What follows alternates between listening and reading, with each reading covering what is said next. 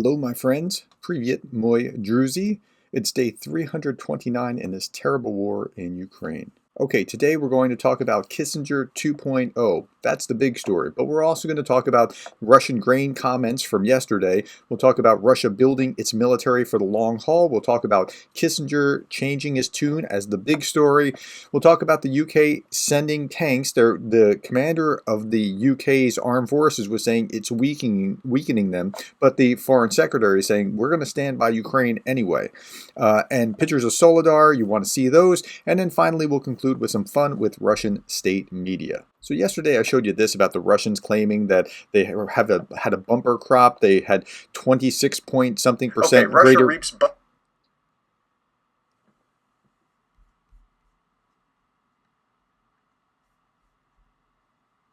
speculation that I try not to do. But this is RT's bread and butter because it's propaganda. Okay. So yesterday I showed you this. It's about Russia claiming in RT that it had a bumper crop, 26% more production than they had the previous year. And I'm going to show you a brief clip, and then I'm going to show you a comment and what is probably actually going Russia on. reaps bumper grain harvest. According to the latest data, they're up 26.7% increase year over year against 2021. So two things about that. One, that seems fairly improbable. And just because RT lies, I'm going to take it with a grain of salt that you can add an extra quarter of your actual ability during the war, and that sounds a little fishy. But okay, so I'm stopping there. That was my commentary yesterday. You couldn't see my face because it's behind where my video is right now. But then I had some comments like, don't forget, Russia liberated millions of tons of grain from the occupied territories of Ukraine. The grain was already stored near railroad yards where the videos of the grain was being hauled away, and I think that's a very fair thing. Now, I can't prove this necessarily, but here's how you tell. When the war is over, if Russia continues with this 26% massively, like 26% is a lot of growth in something like wheat that we've been doing for centuries, right? If it continues on that trajectory, wow, Russia's really impressive. If after the war it drops back down to what it was pre-war, it was stolen. But that's something that will take time to prove out, but that's how you can tell. Okay, let's go on to the next thing. This is the ISW. The ISW had something really interesting to talk about Russia's long-term plans. Russian Defense Minister Sergei Shoigu announced on January 17th that he will implement President Vladimir Putin's directive to conduct large-scale military reforms between 2023 and 2026. So far, that sounds innocuous, but let's keep reading. To expand Russia's conventional armed forces, likely in preparation for a protracted war in Ukraine. So Putin ordered Russian authorities to increase the number of Russian military personnel to 1.5 million, and I've seen it projected as far as 2 million from the current 1.35 million. What's that mean? That means at least 150,000 more soldiers are necessary before whatever Ukraine has killed. So let's say it's 250,000. And that's where we are. So there's going to be another wave of mobilization that has to come in order to get this sorted out. It's only a matter of time. The reforms demonstrate Russia's intent to reform the Russian military to conduct large-scale conventional war fighting in general, and not just for the current war against Ukraine. Now, if I was in the Baltic states or Poland, that would make me shiver because or Moldova, right? Because Putin's ambitions have not gone down. He still thinks he's making progress. It depends on President Putin's willingness to redirect large portions of the federal budget to a military buildup and putting Russia on something like a war footing for several years. And I think that's where they're going to be going.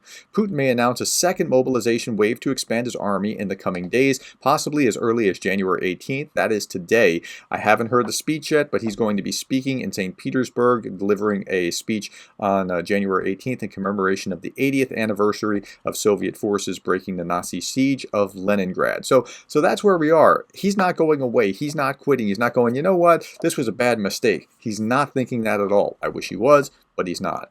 Okay, the big story today is that Kissinger backs Ukraine's NATO membership, and he says Russia needs the opportunity to rejoin the international system. So if you don't know who Henry Kissinger is, Henry Kissinger was the Secretary of State during the Nixon years, and he's a brilliant intellectual. Now, I think he was wrong in May when he said essentially that the war needed to go back. The best solution is that everything goes back to how it was before the invasion. Russia stays in the territory where it was, Ukraine stays in the territory it was, and everybody just goes back to normal.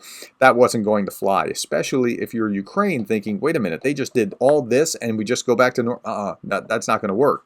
Now, he's speaking at Davos, the World Economic Forum, and he says in a video link, he's 99 years old, so he didn't travel there. He just did a video presentation where he said that Russia must be given the opportunity to one day rejoin the international system following any peace deal in Ukraine. Now, he's thinking that way because he's thinking about the balance of power, which is the way that Europe has always conducted itself for the last, I don't know how many centuries. The West must continue to engage in discussions with Russia. I have no problem with that. It's always better to talk than not to talk, even in spite of what's going on. You still want to keep lines of communication open. There's always a chance that you can kind of move the needle if you can talk. U.S. military support of Ukraine should continue until a ceasefire is reached or accepted in preliminary discussions. Well, that seems much more aggressive than where he was back in May, and I applaud him for that. Now, he's giving some historical context and some background, and I know that this is going to be unpalatable to people that support Ukraine, but hear what he has to say here. It's very important that you understand this because there is a lot of and I'll give you some analysis afterwards, but there's a lot of substance to what he's saying. Former U.S. Secretary of State Henry Kissinger on Tuesday said that Russia must be given the opportunity to one day rejoin the international system following any peace deal. It's kind of a hold your nose, but think about the alternative if you don't do this, and he's going to get to that in just a moment. This may seem very hollow to nations that have been under Russian pressure for much of the Cold War period, Kissinger told the World Economic Forum in Davos, Switzerland on a video link. However, he said it was important to avoid an escalation of conflict between Russia and the West as a result of feeling that the war had become against Russia itself. Now, the Russians already feel that it is against Russia. They have this weird inferiority complex, like the whole world is out to get them. And they weren't out to get them until they invaded Ukraine, and then the world unified against them. But they already kind of have this weird worldview vibe. This, he said, may cause Russia to reevaluate its historic position, which was an amalgam of an attraction to the culture of Europe and a fear of the domination by Europe. And I think that's right. The destruction of Russia, now this is what's really important, and this is my great fear. The destruction of Russia as a state that can pursue its own policies will open up the vast area of its 11 time zones to international conflict and to outside intervention at a time when there are 15,000 and more nuclear weapons on its territory. Now think about that. The longer this goes on, the more I fear that that's actually what's going to happen, that Russia can eventually implode and have a tribal warlords vying for a different space because there's no central command or central unified force to hold the thing together. Now, that sounds, I know, it sounds like, yeah, well, good for them. Well, but wait a minute. What happens if that happens? You don't get your Ukrainian children back that have been imported in there because you need to have an actual defeat, solid defeat, sound defeat on the battlefield in order to make them say, Uncle, we'll give back our children, your Ukrainian children that we stole, we'll give you our oil as reparation money or whatever. You need to have a solid center to hold to keep the thing together so that you can get those post-war aims. If it just implodes like this, it can just be very bad for the entire world. So I'm with him on that. He also says, this is why I believe in a dialogue with Russia. I agree with the dialogue. Kissinger was criticized in May when he suggested that Ukraine should cede some of its land to Russia to achieve a peace deal. I totally disagreed with him on that at the time, and you can go back to my videos at that time when we were talking about it. He also said that he wanted to express admiration for Ukrainian President Volodymyr Zelensky and the heroic conduct of the Ukrainian people, and he now believed that Ukrainian membership in NATO one day would be an appropriate outcome. It is an appropriate outcome, and it's appropriate because the only reason that Russia has attacked Ukraine is because they're not a member of NATO. If they were a member of NATO, this would be off the table. So Okay, let's look at another article with Kissinger. By the way, before we talk about this, I'm telling you, Kissinger is the real deal as far as an intellectual in foreign policy who has experience, who's written all these books. By the way, if you want to read one, read Diplomacy by Kissinger from '94. It's on my shelf. I've read, and I'm telling you, like, he understands geopolitics. I think he was wrong in May, but I think he's right about this now. Okay, so Henry Kissinger says war validates Ukraine's NATO bid. Russia's invasion shows that there is no longer a point to keeping Ukraine out of NATO. I think he's right. The long-held aspiration of Kyiv that he once opposed. Speaking virtually to the World Economic Forum in Davos, Kissinger said that NATO membership for Ukraine would be an appropriate outcome. The idea of a neutral Ukraine under these conditions is no longer meaningful. So the idea of keeping this neutral buffer state between, no, Russia's already violated it. It doesn't mean that, it means nothing if Russia is going to violate the previous agreements anyway. So make it NATO, move on from there. Okay, that's Henry Kissinger's take. Let's move on to the UK. The UK Chief of the Army said that military donations weaken the army. And this was really interesting. General Sir Patrick Sanders said that Ukraine would put British donations to good use in its fight with Russia. But he warned it would also leave the British army temporarily weaker. There's only 14 tanks being sent to the front line, but he said it was vital that the army's war-fighting capability was restored at pace. Quickly get these tanks back into production and back into their inventory. And I think that's right. That's fair. I get it. Remember, Britain is about a little less than half the size of Russia, so they're thinking 60 some odd million people, and so they have to think in this kind of way. Now, at the same time, the UK Foreign Secretary justified the supply of Challenger tanks to the Ukraine and saying this, and I'm going to play about a 30-second clip of what he had to say. We need to send a really clear message. Mm-hmm. And the message we're sending to Putin, and frankly anyone else that cares to be watching, is that we made a commitment to support the Ukrainians until they were victorious. This is what they need to get the job done. This is what we're going to supply. And we're going to supply modern, heavy military equipment and the ammunition to allow them to defend themselves properly. And what Putin should understand is we are going to have the strategic endurance to stick with them until the job is done. That's it. That's all you need to understand. And Putin, if you're listening to this, that's exactly right. Now, I don't know anything about this guy except what I've heard in little clips here and there. And when I went to his YouTube page, I saw this, and I thought, wow, anybody who puts their YouTube banner as Parliament manned by a bunch of chimpanzees, I like the guy. Okay, bloody but not defeated. Ukrainian troops fight on Soledar despite Russians' claims of victory. So this was just from Radio Free Europe, and it shows a lot of pictures so that you can kind of get a sense of what it's like in Soledar. Here a soldier is firing a mortar, firing a machine gun, what it's like on the ground. You don't want to know probably why that is red. What it looks like from a satellite photo of what Soledar is a really tiny little place. It's only 10,000, a population of 10,000. It's not that big.